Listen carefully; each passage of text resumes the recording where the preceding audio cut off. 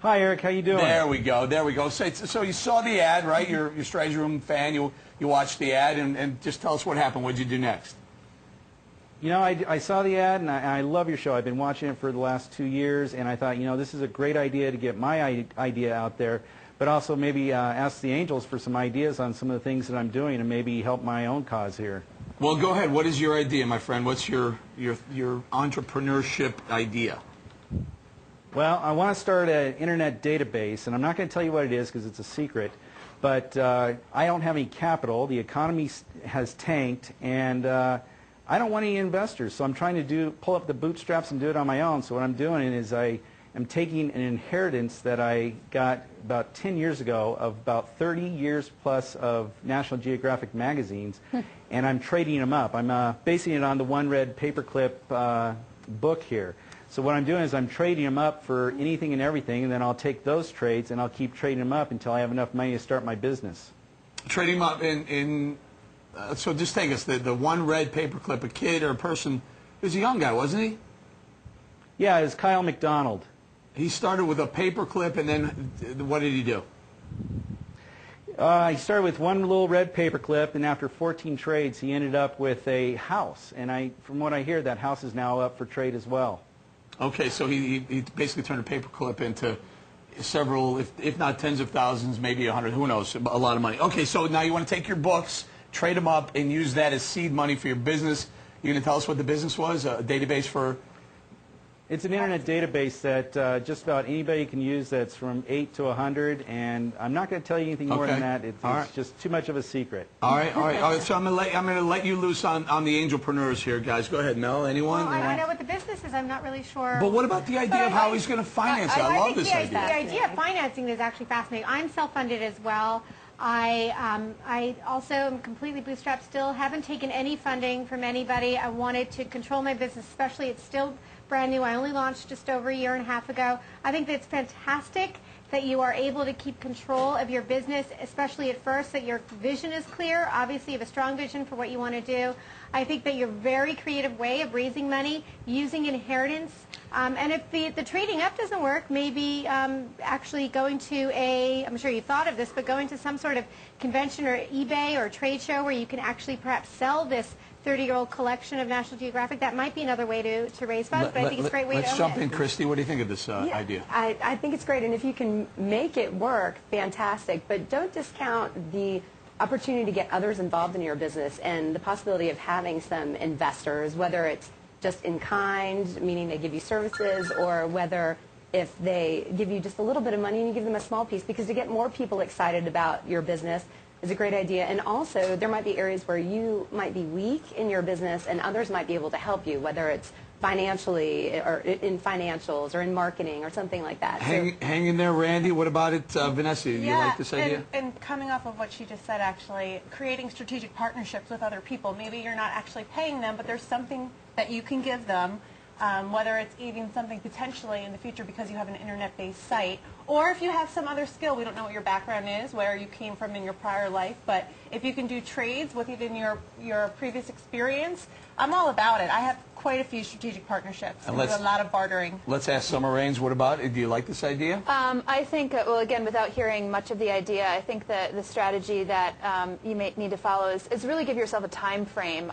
You know, I don't know when you want to start with this company, and I think that if you're getting, you know, if you want to fund it and you're trying to, you know, try to raise money or trying not to raise money, but trying to get money from your National Geographic and it's not working, your mind is being taken off your company. So I'm not opposed to actually looking into angel investors. I agree on the two lovely women flanking me that, you know, sometimes when you bring somebody else on who's excited just as you are about your company, it could really add a service to where you're going. So I don't do that with trepidation. I think try what you're doing, and if it doesn't work, go elsewhere. How's that for some advice? Is that working for you, my friend?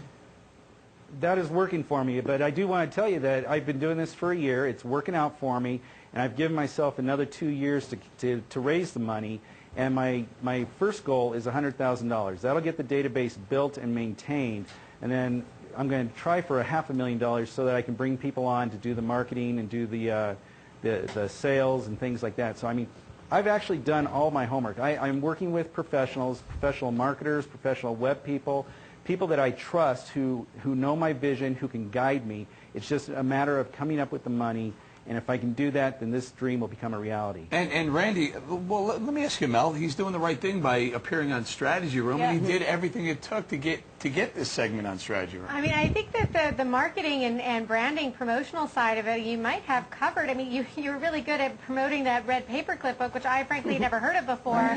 So, I mean, you know, I think that you probably have great qualities.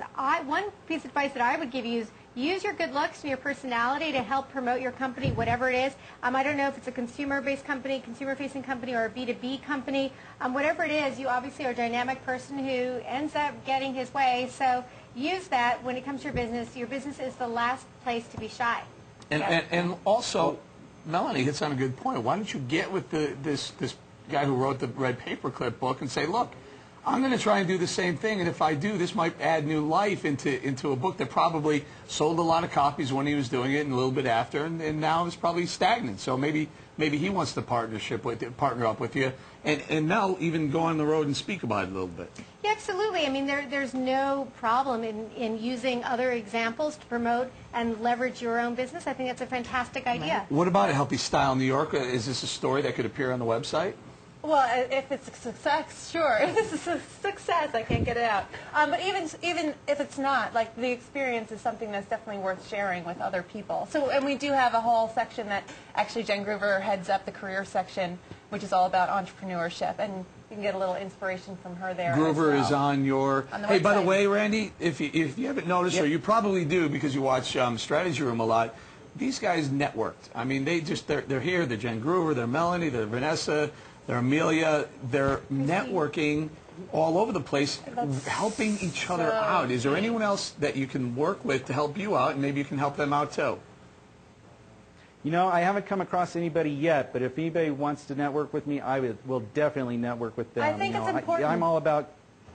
I do too. I'm all about getting the word out. I think it's important that you go out in Denver. There are probably plenty of networking opportunities if you just go online and you find them. You find out where people are mixing, where people are mingling, where people are doing things that relate to your business, and you get out there and you, even if you don't want to spread the word with exactly what you're doing, but you find out who's out there who might be able to help you, and you get their information. Networking is so critical. Let me give you two things I think will really help. Number one is like I said, you're a great communicator. I would, if you haven't already, start a blog telling your story of how you're doing this. Then you already have a book ready to be published right at the end. So start blogging about your story. I know you don't want to give away your secret. That's okay. You've got enough to start. Start telling people how you're going to do this and what your challenges are. Also, if you're not on Twitter, make sure you're on Twitter right now. It's one of the most fascinating ways to network. I have networked with the most fascinating people I've ever met in my life because of Twitter, from CEOs to now sponsors, PR people. Whatever you need to learn,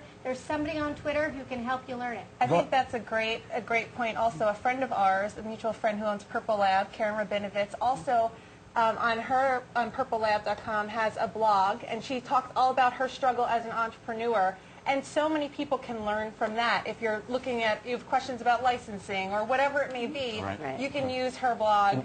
You know, and now Vanessa brings up a good point. He's going to run into costs that he didn't think about, right, Christy? Right. Raise 3 times as much as you think you need.